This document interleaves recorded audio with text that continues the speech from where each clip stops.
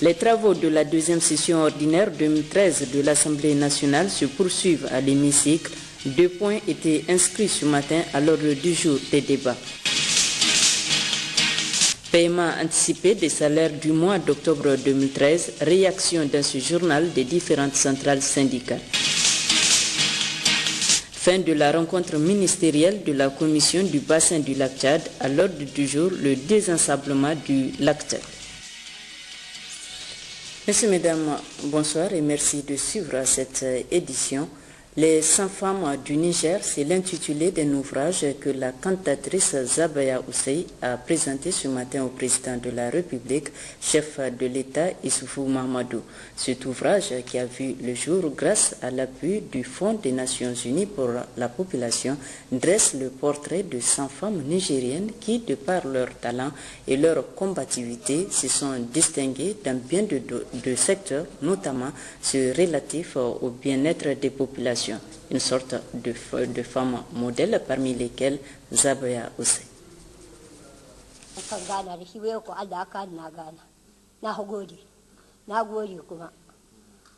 Donc, il s'agit d'une cérémonie de remise de livres, un livre sur les 100 femmes du Niger que le Fonds des Nations Unies pour la population, le FINIAP, donc, a édité. Et Zabaya Ousseï, en tant que doyenne de ces femmes, les 100 femmes les plus en vie au Niger, donc s'est proposé de présenter le livre au président. Donc grâce à Dieu, le président nous a reçus et elle vient de lui remettre le livre. Et c'est une occasion aussi pour le président de rendre hommage à cette cantatrice, n'est-ce pas, qui a beaucoup, en tout cas fait pour la culture nigérienne. Et je crois qu'elle a saisi bien l'occasion et elle aussi elle a saisi l'occasion pour cette rencontre avec lui. Donc moi je l'ai accompagnée pour qu'elle le rencontre et en même temps annoncer que nous allons faire un second film avec elle en fin de l'année, Inch'Allah. Poursuite à l'Assemblée nationale des travaux de la deuxième session ordinaire au titre de l'année 2013. À l'ordre du jour des travaux ce matin, 2 points dans le projet de compte rendu de la séance de la plénière de la semaine dernière et le projet de loi portant deuxième rectification de la loi de finances pour l'année 2013. Audience au cabinet du Premier ministre ce matin, le chef du gouvernement, Birji Rafini, a reçu le secrétaire exécutif adjoint de la Commission économique pour l'Afrique, Abdallah Hamdok, à sa sortie d'audience. Let me start by expressing our le secrétaire exécutif adjoint aimerait remercier le Niger pour le support qu'on a reçu depuis notre arrivée et puis le support que le gouvernement Niger a donné à notre bureau sous-régional basé à Niamey. Nous sommes venus pour partager les caractéristiques des réformes que la CEA entretient en ce moment. Et de quelle manière la CEA cherche à être plus travailler de près avec les communautés économiques régionales et pour accompagner l'agenda de développement de l'Union africaine, tel qu'exprimé et défini par l'Union africaine, et de renforcer notre travail en intégration régionale. Comme annoncé en début de journal, à l'occasion de la fête de Tabaski, le gouvernement nigérien a décidé cette année d'anticiper le paiement des salaires du mois d'octobre afin de permettre aux travailleurs nigériens de fêter dans de bonnes conditions. Une de nos équipes a fait le tour au niveau des centrales syndicales pour recueillir leurs réactions. Le reportage est signé Sekinat Abdou Askou Jibril. Améliorer les conditions de travail et de vie des travailleurs nigériens est une ambition du président de la République, Issoufou Mahamadou. C'est pourquoi le gouvernement nigérien, à l'occasion de la célébration de la fête de l'Eid el-Kébir ou fête de Tabaski, a décidé de mettre à la disposition des travailleurs le salaire du mois d'octobre. Un paiement de salaire anticipé qui est ainsi apprécié par les principales centrales syndicales. Au niveau de notre confédération, nous ne pouvons que saluer cette initiative du gouvernement qui consiste à payer les salaires par anticipation. Ça permet à ceux que les travailleurs qui les désirent puissent percevoir leur salaire dès le 10, pour certains même c'était le 9. Ça permettrait à ce que, après la rentrée scolaire, qui est aussi une période de dépenses pour les familles, les pères de famille que nous sommes, de préparer aussi la fête de Tabaski. C'est vrai que le paiement du salaire par anticipation a des conséquences parce qu'il faut faire après la traversée du désert. Nous sommes aujourd'hui le 10 octobre et pour prétendre légalement au prochain salaire, il faut à la fin du mois de novembre.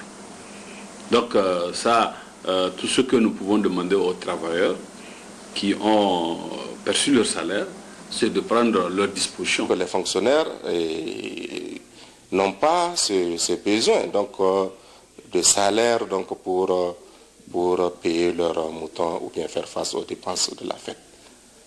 Mais en conclusion, on peut dire que ça veut dire que le gouvernement a vraiment une capacité financière de satisfaire les besoins des travailleurs. Au niveau de nos syndicats, nous avons accueilli favorablement cette décision.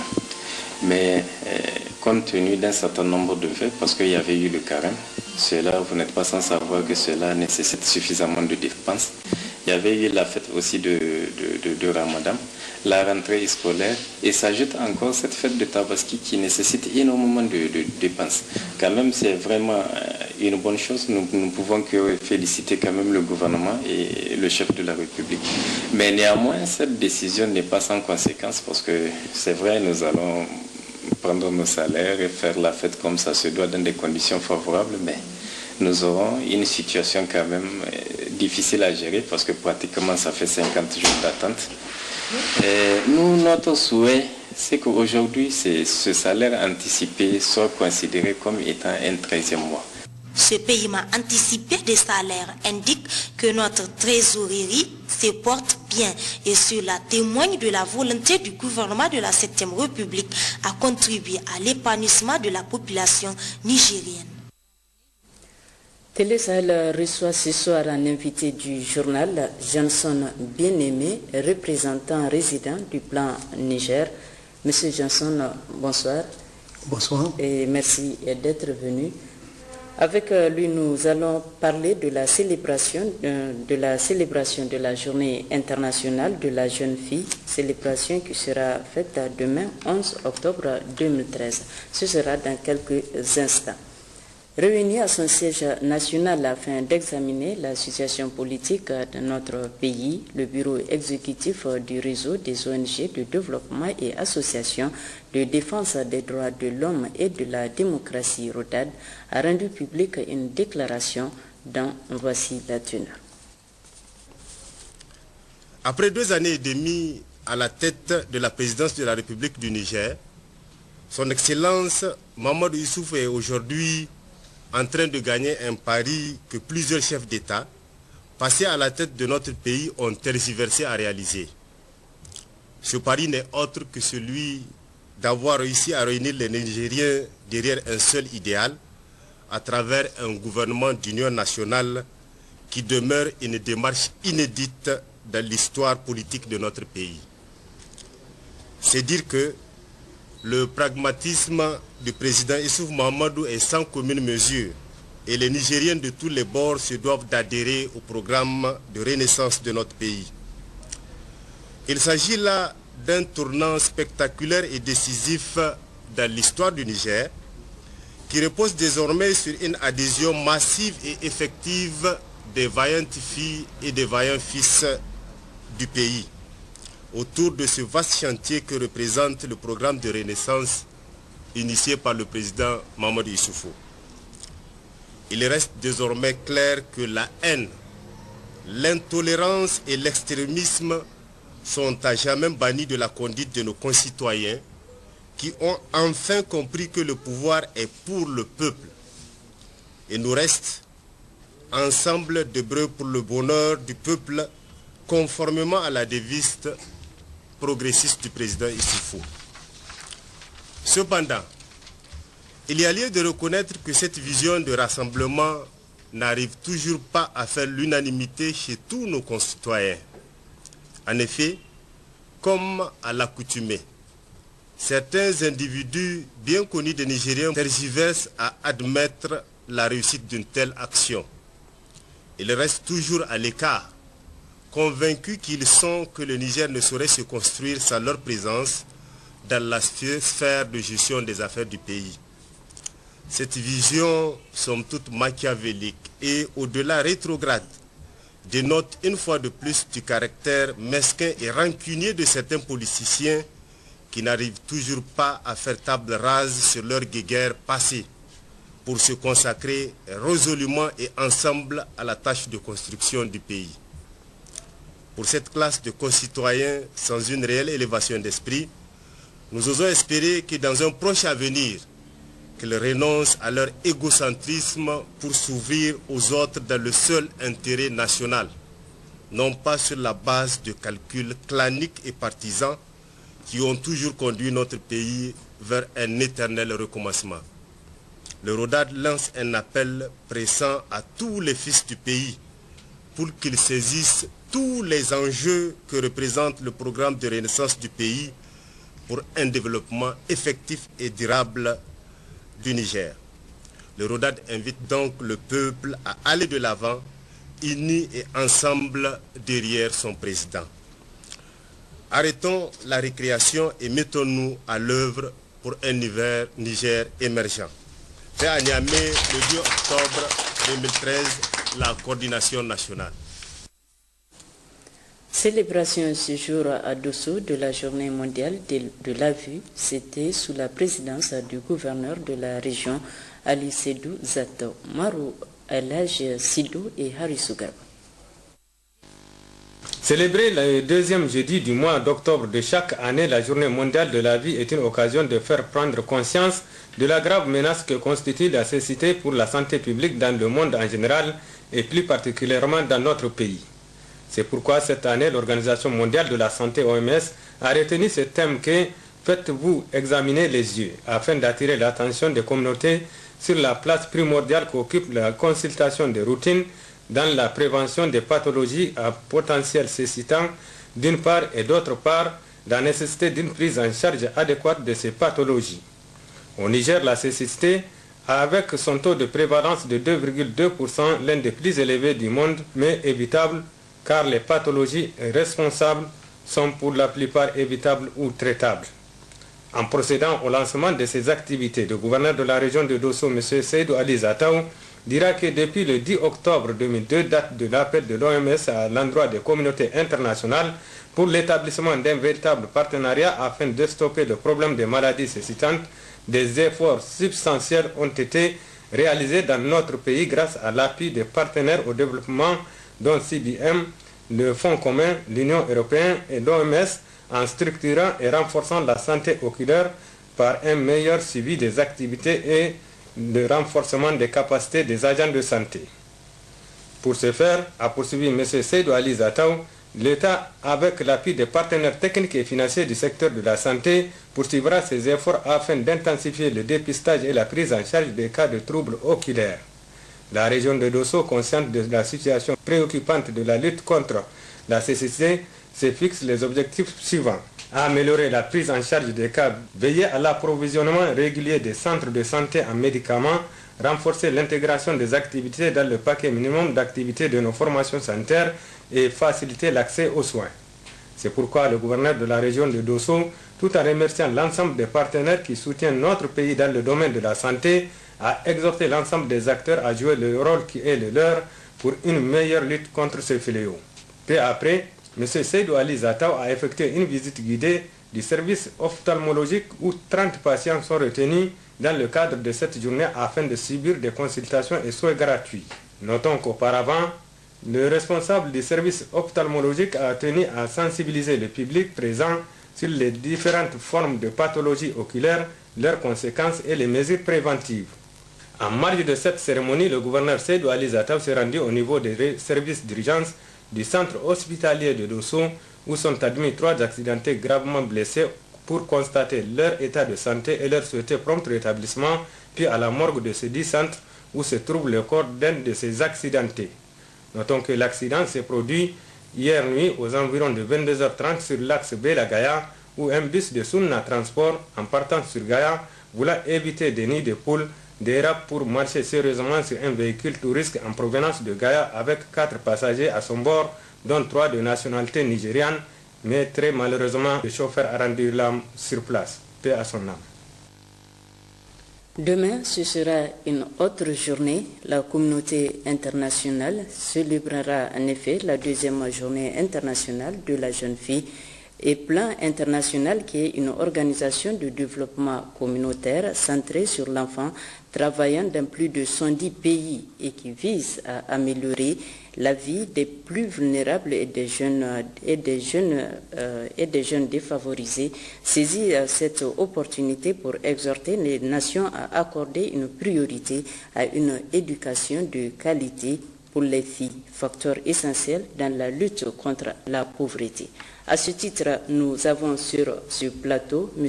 Johnson Bien-Aimé, le représentant résident de l'ONG Plan International. Monsieur Johnson, bonsoir.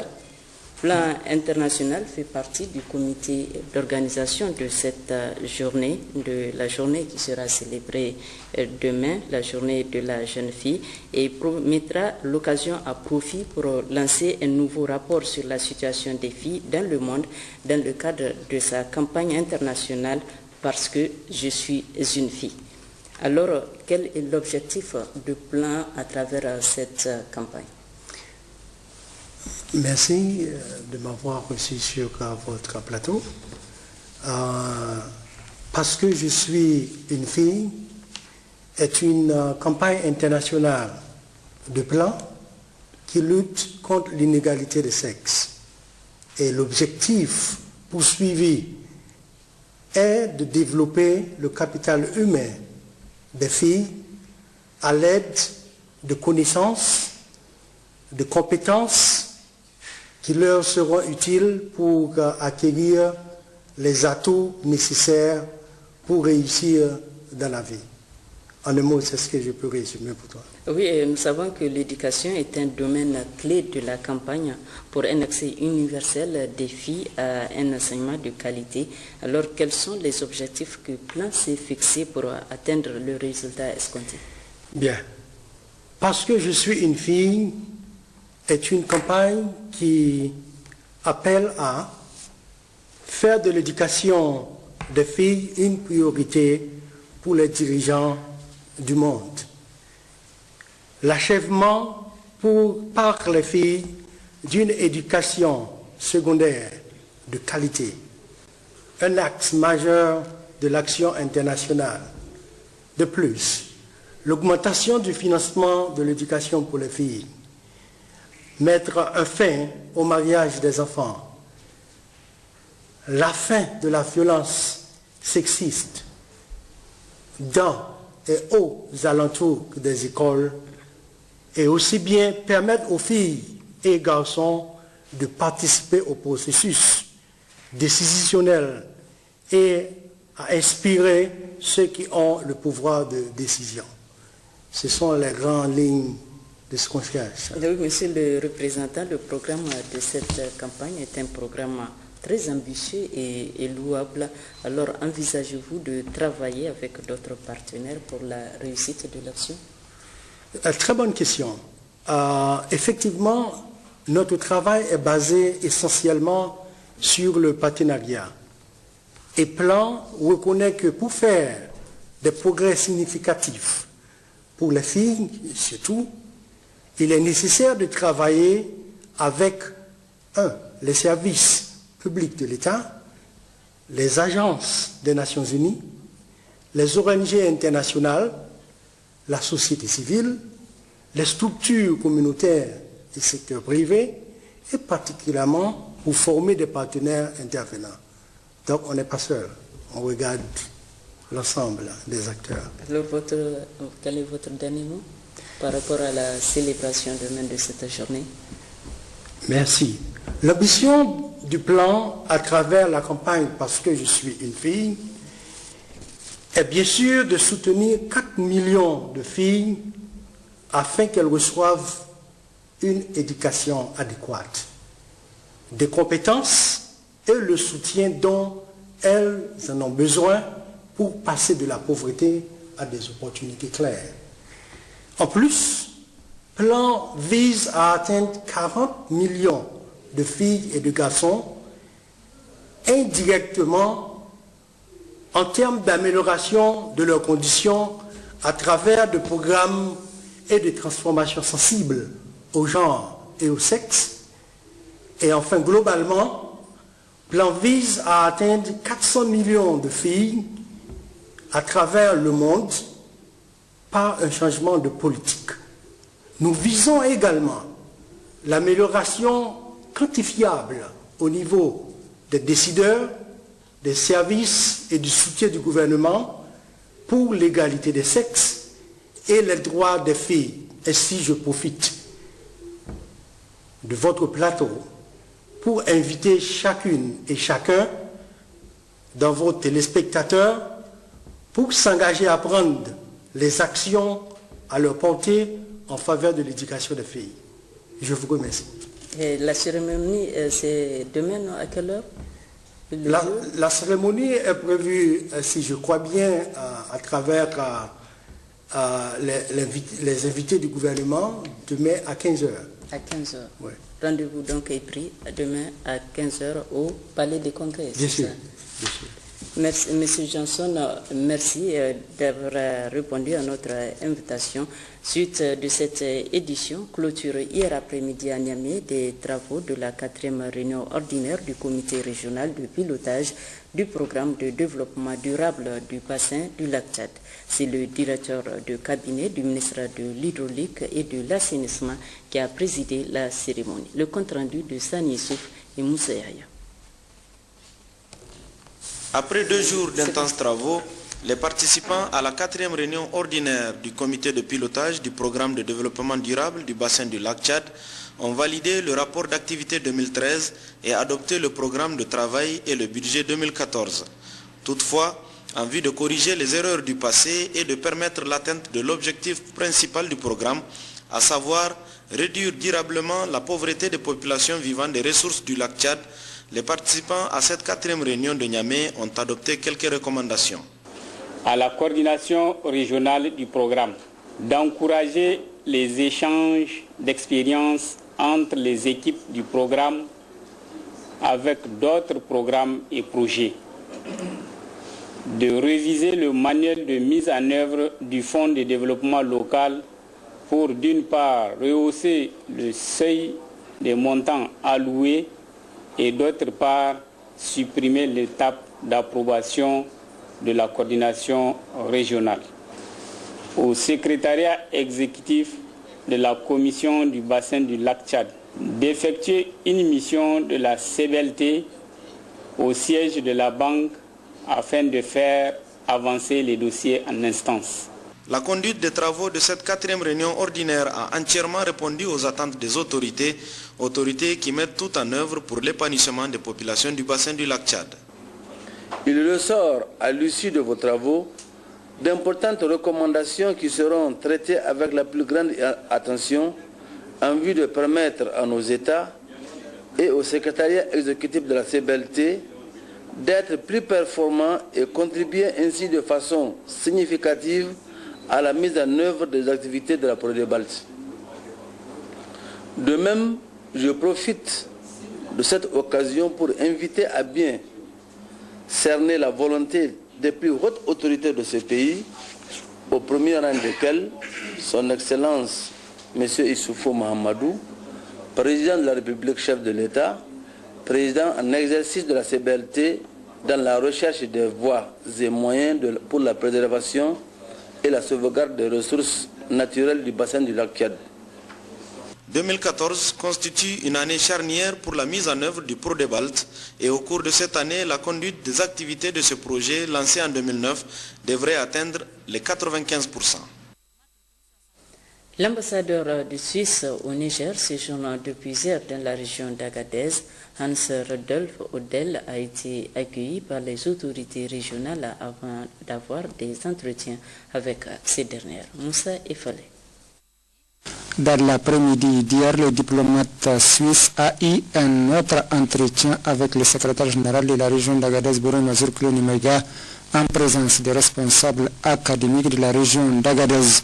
Occasion de faire le tour d'horizon du système éducatif dans la région d'Agadez et le soutien que la coopération suisse pourrait apporter à ce secteur. L'ambassadeur de la Confédération suisse cite ici l'objet de son déplacement. Je dois connaître le pays où je suis accrédité, ce qui est beaucoup plus facile pour moi ici, parce qu'en même temps, on a une très forte coopération suisse dans plusieurs parties du pays, dont dans cette région. Alors ce n'est pas seulement une visite officielle pour connaître les autorités, mais aussi pour voir nos projets. C'est ma première visite ici, à Agadez. Les assises de la recherche scientifique de l'Université Abdou Moumouni de Niamey se tiennent depuis ce matin au Palais des Congrès de Niamey. La cérémonie d'ouverture a été présidée par le ministre de l'Enseignement supérieur, de la Recherche et de l'Innovation en présence des membres du gouvernement et de plusieurs autres invités.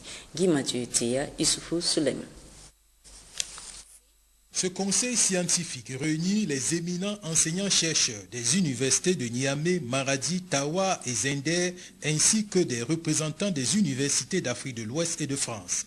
Après le mot de bienvenue du président du comité d'organisation et de la présidente du conseil scientifique de l'université Abdou Moumouni de Niamey, le recteur de cette institution du savoir par intérim a indiqué que ce conseil scientifique permettra de faire un diagnostic de la recherche au Niger en vue de donner une nouvelle dynamique à ce secteur.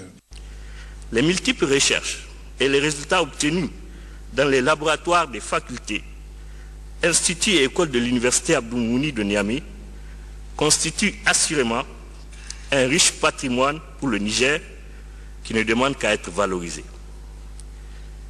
Prévu pour durer 3 jours, l'événement qui nous réunit aujourd'hui permettra de faire un diagnostic objectif de la recherche à travers notamment les échanges entre universitaires et décideurs politiques.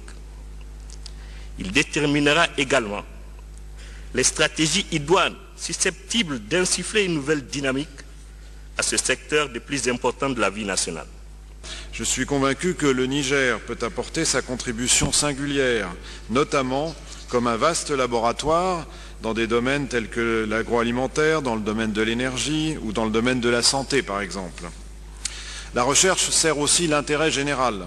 Le gouvernement a décidé de faire de l'année 2014 une année de l'éducation. Il a élaboré un programme sectoriel de l'éducation et de la formation pour la période 2014-2024 qui intègre la recherche scientifique. Il est prévu de commencer par la mise en place des fondamentaux suivants. Développer un programme et un plan d'action pour répondre aux besoins spécifiques en formation initiale, plan d'action qui prendra en compte la nouvelle politique des sciences techniques et innovation. Poursuivre la mise en œuvre de la réforme LMD pour faciliter l'introduction de la professionnalisation. Concevoir un programme prioritaire de renforcement des infrastructures et des équipements administratifs, académiques et sociaux. Mettre en place un Conseil national de la recherche scientifique et de l'innovation technologique, CONARCIT. Mettre en place un Centre national de la recherche scientifique et technologique, CNRST, et valoriser les résultats de la recherche et par la mise en place des incubateurs de symposiums. Au cours de ce conseil scientifique, 4 commissions de travail sont prévues. Il s'agit notamment de la première commission qui va s'occuper de la gouvernance des institutions de recherche et environnement de la recherche. Deuxième commission de la visibilité et valorisation des résultats de la recherche scientifique et technique. Et la troisième commission va se charger de la stratégie de développement de la recherche scientifique et technique. Et enfin, la recherche universitaire au service du développement. Le ministre de la Jeunesse et des Sports a pour sa part rencontré hier au stade général Séni-Kounti l'ensemble du personnel de son département ministériel. Une rencontre d'échange pour trouver les voies et moyens devant permettre le développement du secteur. Mohamed Soumana, Mahamadou Gengare. 3 concepts ont motivé la tenue de cette rencontre entre le ministre Abdoul Karim Damalam et l'ensemble du personnel de son département ministériel, celui de la jeunesse et des sports. En effet, le travail, la propriété et le respect de la hiérarchie ont été les maîtres mots de cette rencontre. En ce qui concerne le travail, le ministre en appelle à la mobilisation de tout un chacun afin de relever les défis, car ils ont en charge le devenir de la jeunesse, la frange la plus vulnérable. Vous savez, rien de grand ne peut se faire sans le travail. Et je suppose que vous êtes tous des croyants ici, que ce soit, quelles que soient vos confessions respectives, vous savez que quand vous avez un salaire à la fin du mois, si vous ne le méritez pas, vous êtes en train de pécher. En ce qui concerne le second point, le ministre a sollicité la collaboration de l'ensemble du personnel afin de donner un meilleur visage au cadre. Pour cela, les parkings, la cour du ministère et le bâtiment doivent désormais avoir un visage éclatant, digne de ce nom. Concernant le respect de la hiérarchie, le ministre Abdoul Karim Damalam a souhaité le plein épanouissement de tous les agents, car avant tout, ils constituent une famille. D'ailleurs, pour mieux véhiculer l'information, il a déjà initié des rencontres périodiques par direction. Après l'intervention de plusieurs agents pour saluer l'initiative et les objectifs assignés, le ministre a pris le ferme engagement de conduire valablement les destinées de ce ministère. Mais il a conclu en disant que cela ne sera possible qu'avec le concours de tous. Autrement dit, les résultats escomptés ne seront possibles que si et seulement si chacun mettait la main à la pâte. L'Institut national de la statistique, en partenariat avec l'Association des journalistes communicateurs scientifiques du Niger, a mis en place un cadre d'échange appelé Café Statistique.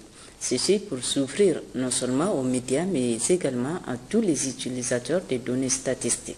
Le Café Statistique, qui est à sa première édition, est une invite aux journalistes en vue de les amener à s'intéresser aux sciences en général. C'est Soumaïla Ibrahim, à côté au classe. C'est sur proposition de l'Association des journalistes et communicateurs scientifiques du Niger, AJCN, que l'Institut national de la statistique a eu l'ingénieuse idée d'organiser ce café statistique. Une première. À cette occasion, j'invite une fois encore les journalistes à s'intéresser également au journalisme scientifique, et cela dans tous les domaines de la science. La présente activité est une illustration parfaite. En effet, toute recherche scientifique a besoin des médias pour informer et sensibiliser les populations cibles. Quand on sait que l'Institut national de la statistique est là pour mettre à votre disposition les données relatives à la démographie, l'économie, la santé, l'éducation, l'agriculture, et j'en passe, dont vous aurez besoin pour améliorer vos magazines radiophoniques et vos informations télévisées. À l'instar des cafés philosophiques et littéraires, le café statistique est un modèle de communication scientifique qui a pour objectif d'assurer une médiation et un dialogue entre des scientifiques sur des sujets précis du domaine de la science. Comment pouvons-nous mieux servir les utilisateurs de données statistiques du Niger?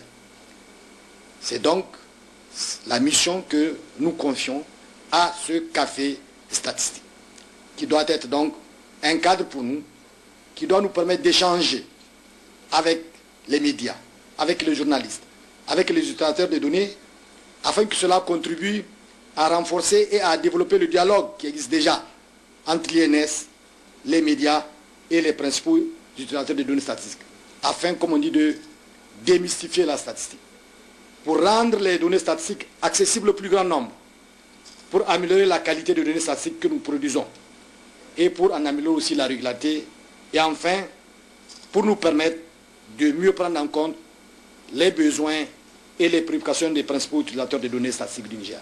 Au terme de ce café scientifique, la JCSN produira un numéro spécial INS du magazine Le Scientifique, qui est un mensuel sous-régional d'information sur la recherche scientifique diffusée dans la sous-région. En prélude à la commémoration de la Journée internationale de prévention des risques des catastrophes naturelles qui se tiendra le 13 octobre prochain, La plateforme nationale pour la réduction de ces risques a organisé ce matin une conférence à débat. Conférence qui vise à édifier les participants sur la prise en charge des personnes en situation de handicap liées aux catastrophes, mais aussi les voies à suivre pour améliorer cette prise en charge. Abdou Sidikou, Mariam Dakou.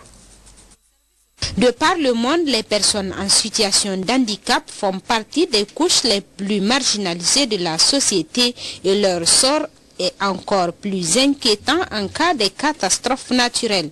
C'est donc pour cette raison que le dispositif national de prévention et de gestion des catastrophes et crises alimentaires, de concert avec la plateforme nationale pour la réduction des risques des catastrophes, a organisé cette conférence à quelques jours de la célébration de la journée mondiale dédiée à cet effet.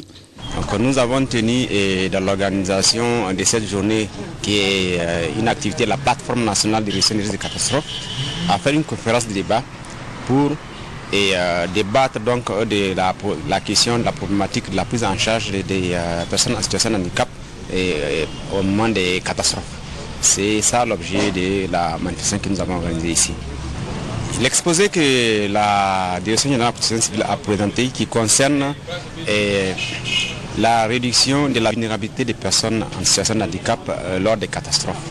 Donc dans cet exposé, nous avons passé en revue un certain nombre de questions, notamment d'abord après quelques définitions, nous avons vu les droits des personnes handicapées de manière générale et nous avons aussi abordé la question de comment améliorer la prise en charge de ces personnes-là qui, en l'occurrence, n'avaient pas fait l'objet d'une prise en charge spécifique alors qu'ils méritent, compte tenu de leur situation, cela.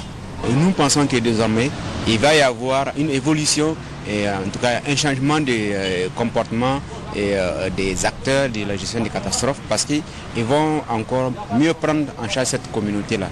La sensibilisation à la problématique des personnes en situation d'handicap, recherche et proposition de solutions à nos pratiques, la réduction des risques des catastrophes et la réalisation des OMD sont aussi des thèmes qui ont été débattus au cours de cette conférence. Cérémonie de lancement hier au CSI Aïchatou Mindaoudou de Madawa des activités du projet Amélioration de la santé reproductive et planning familial. C'était en présence des autorités administratives et coutumières de la localité. Fatimata Gabidine et Mahamadou Agoum. La santé de la reproduction est de nos jours dans le monde entier une préoccupation majeure, plus particulièrement dans les pays en voie de développement.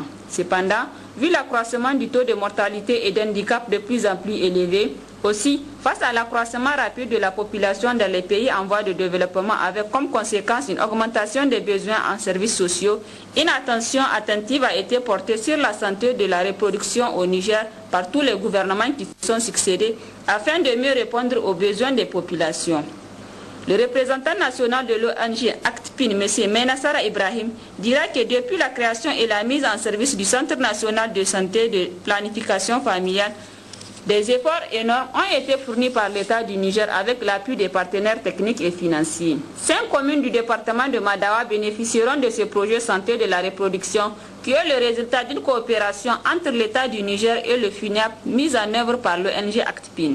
Cette ONG est un consortium d'ONG, notamment Amina, une ONG autrichienne, et Vin, une ONG Flandre, dans le cadre d'un partenariat qui le lie à Oxfam sous la supervision du FUNAP. M. Menassara Ibrahim dira que l'ONG ACTPIN est depuis bientôt 2 ans présente dans le département de Madawa, où elle conduit en partenariat avec le PAM les activités de prise en charge de la malnutrition dans le cadre de ce programme de lutte contre l'insécurité alimentaire.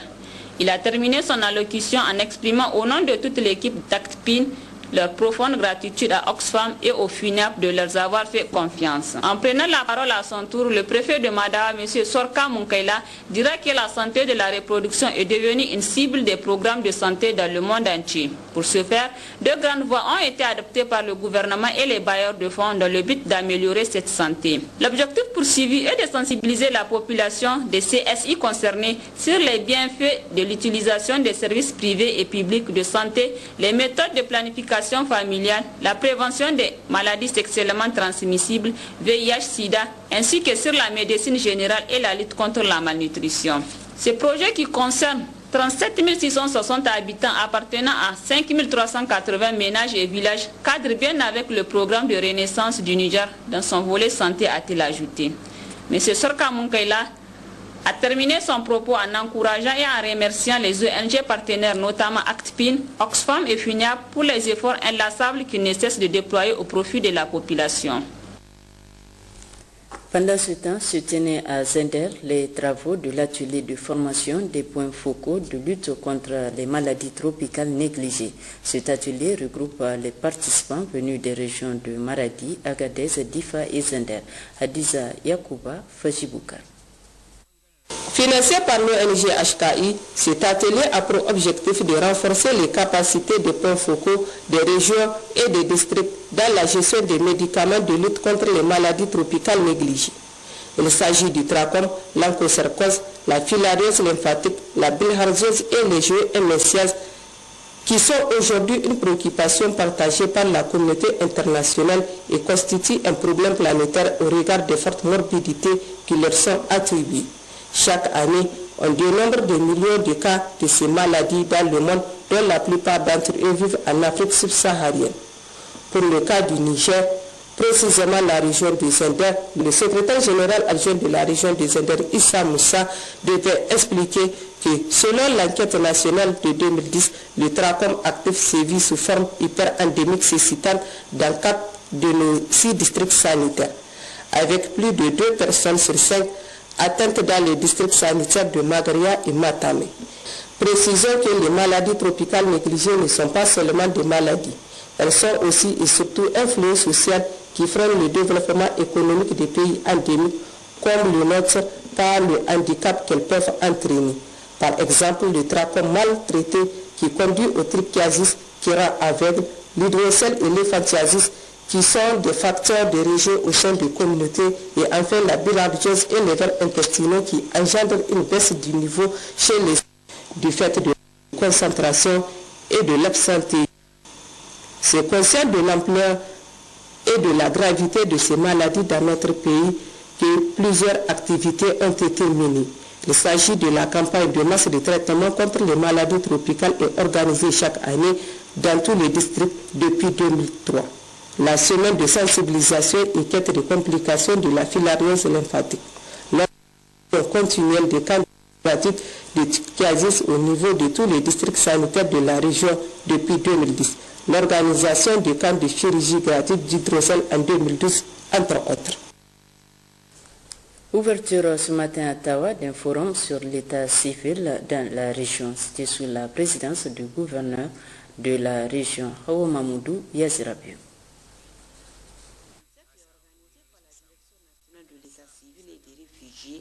Ce forum qui durera 2 jours regroupe plusieurs participants. Il a pour objectif de permettre aux participants de faire une analyse diagnostique du fonctionnement du système de l'état civil de la région.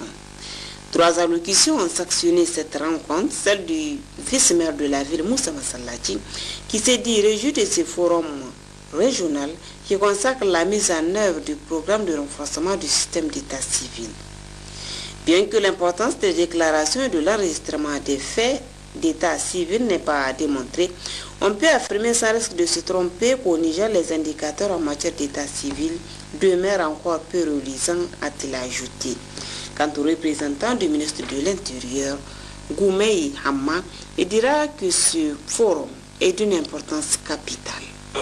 Depuis 2007, le Niger avait procédé à la 2e réforme de son système, réforme allant dans le sens de faire en sorte que notre système soit en tout cas ce système-là qui nous permet de faire une planification digne de son nom, et cela pratiquement dans tous les domaines. Une planification qui va nous permettre vraiment d'amorcer enfin le développement. Parce que, comme on a coutume de le dire, on ne fera jamais le développement dans le tâtonnement. Et malheureusement, c'est ce que nous sommes en train de faire en Afrique. Dieu merci, avec cette réforme et avec la volonté, surtout des autorités de la 7e République, nous osons espérer qu'enfin, notre système va prendre son envol. Quant au gouverneur de la région, Salifou Bormou, en ouvrant les travaux, il dira que ce présent forum permettra d'amener tous les acteurs concernés à maîtriser les instruments institutionnels et juridiques qui régissent le système de l'état civil au Niger.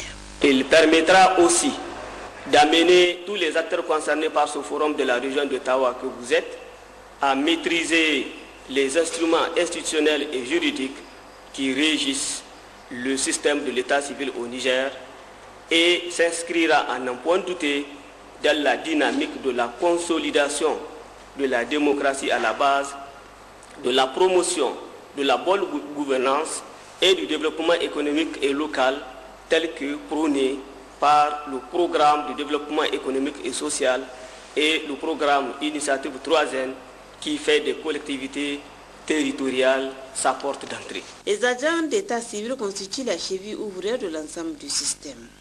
À cet effet, ils sont chargés de recevoir les déclarations des faits d'état civil et de leur enregistrement dans les documents appropriés, d'assurer la sensibilisation permanente des populations et de coordonner les activités des centres. Malgré tout, ils rencontrent des difficultés énormes de l'exercice de la fonction. C'est pourquoi cette question constitue un défi fondamental pour les autorités de la 7e République. C'est pourquoi la question de l'état civil constitue un défi fondamental pour les autorités de la 7e République, au premier rang desquelles son Excellence Issou Mamadou, président de la République du Niger, chef de l'État. Comme en témoigne son discours à l'occasion de la 4e édition des Journées des communes du Niger tenue à Maradi le 2 avril 2013, à travers lequel il disait: dans le domaine de la gestion des défis démographiques, les communes doivent jouer un rôle central dans le cadre du développement de l'état civil avec l'enregistrement systématique dans nos villages des naissances, des mariages et des décès. Enfin, le gouverneur Salif Barmou a tenu à remercier vivement l'UNICEF avant d'inviter les participants à prêter une oreille attentive aux enseignements qui leur seront dispensés. Retour à Zender avec cette mission du Comité national de gestion des pesticides, mission qui s'inscrit dans le cadre de la campagne de sensibilisation du public sur la gestion sans risque des pesticides au Niger. Jamila Amadou, Lawali Babali. L'objectif global de la présente mission est celui de contribuer à une meilleure gestion des pesticides au Niger. Il s'agit de sensibiliser environ 200 acteurs des services techniques, des collectivités, des privés et des organisations de producteurs sur la gestion sécuritaire des pesticides.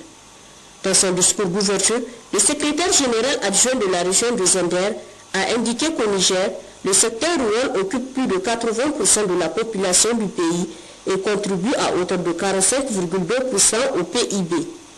Malgré cette importante contribution à l'économie nationale, devait ajouter Issa Moussa, la production agricole de ce secteur reste confrontée à plusieurs contraintes liées au climat, à l'érosion et à la pauvreté des sols, ainsi qu'à une pression quasi permanente des déprédateurs dont certains sont devenus endémiques. Ainsi, la méthodologie de travail consistera de la première étape à des visites de magasins de services de protection des végétaux, des régions, départements, districts et communes de distributeurs agréés de pesticides. Cette étape permettra à la mission de prendre connaissance des produits utilisés et leur conformité aux textes en vigueur, les conditions d'entreposage et les conditions de leur utilisation.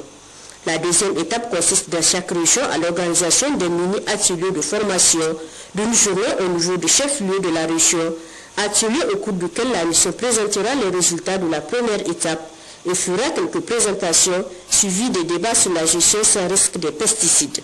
Il faut également noter qu'au terme de cette mission, il est attendu que 200 acteurs des services techniques des projets intervenant dans la petite irrigation des collectivités, des organisations des producteurs et des privés ont pris connaissance des risques économiques, écologiques et sanitaires liés à une mauvaise gestion des pesticides.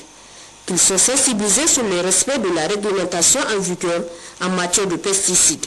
Ils ont reçu les fiches techniques sur les principaux pesticides utilisés au Niger et la liste des distributeurs agréés de pesticides dans les régions.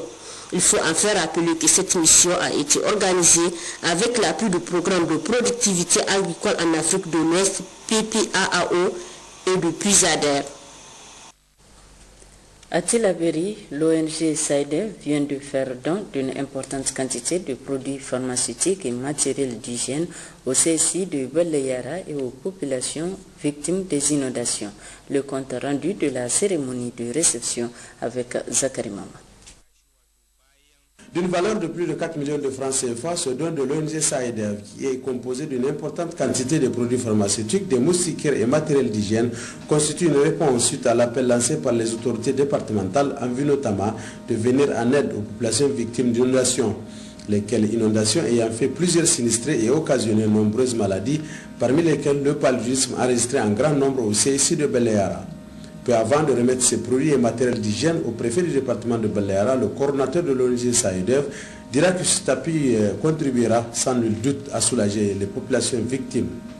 En effet, fort de l'expérience acquise, SAIDEV a été retenu cette année aussi par les partenaires comme ONG de mise en œuvre de l'approche intégrée sécurité alimentaire nutrition dans le cadre du plan de soutien 2013. Au profit des populations vulnérables du département de Baleyara. Ces modestes dons, composés de produits pharmaceutiques, de matériel d'hygiène et de moustiquaires, que nous osons espérer, contribuera à soulager les différents bénéficiaires. Pour sa part, le préfet du département de Baleyara, il a en intervenant salué ce geste de l'ONG SAIDEV avant de rappeler les autres actions initiées par SAIDEV dans le département. L'ONG SAIDEV vient de montrer une seconde fois que l'ONG SAIDEV est à nos côtés chaque fois que la situation est difficile, chaque fois que nous en avons besoin. C'est pour cela que nous les remercions vivement. Nous n'avons pas les remercier assez. Parce que ce qu'ils viennent de faire est une grande œuvre. Vraiment, qu'ils soient nos porte-parole à tous ceux qui sont membres de l'ONG, pour qu'ils entendent que vraiment nous sommes très très satisfaits de leur collaboration.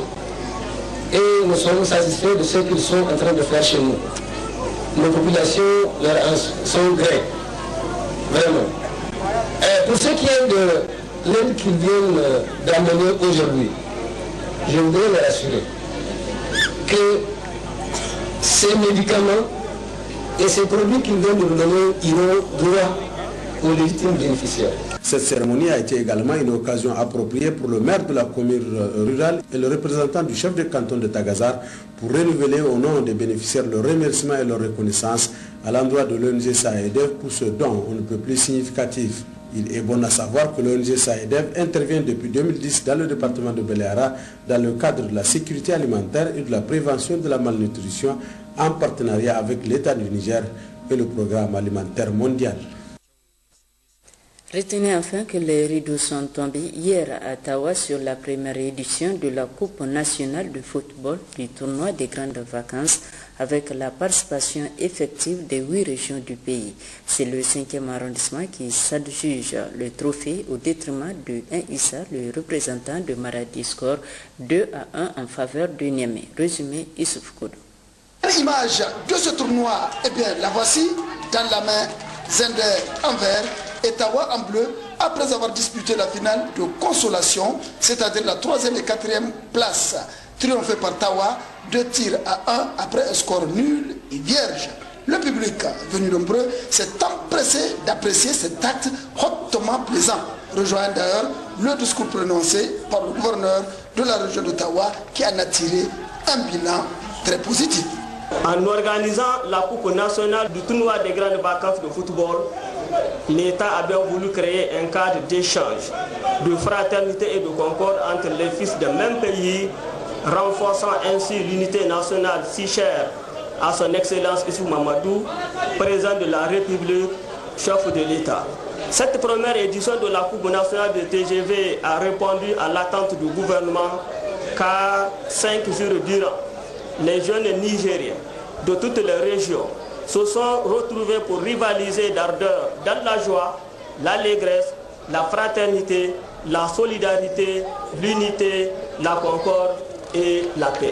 Puis la grande finale de la toute première édition de ce TGV désormais formel. L'ambiance y est sur le terrain et même dans les gradins. Le gouverneur de la région d'Ottawa et ses collaborateurs saluent les 2 finalistes. Némé en orange, Maradi en noir. Le soir d'après, le spectacle Grandeur Nature est donné par Niamey, c'est un rappel encore, en orange, et Maradi en noir.